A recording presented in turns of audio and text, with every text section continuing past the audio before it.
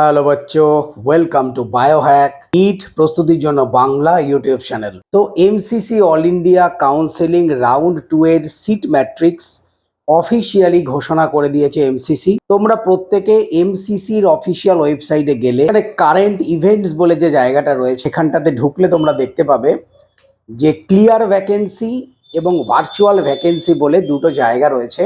তো সেখানে ক্লিক করলেই তোমরা এই নিট 2025 সালের এমসিসি অল ইন্ডিয়া রাউন্ড 2 যে সিট ম্যাট্রিক্স সেটা কিন্তু দেখতে পাবে।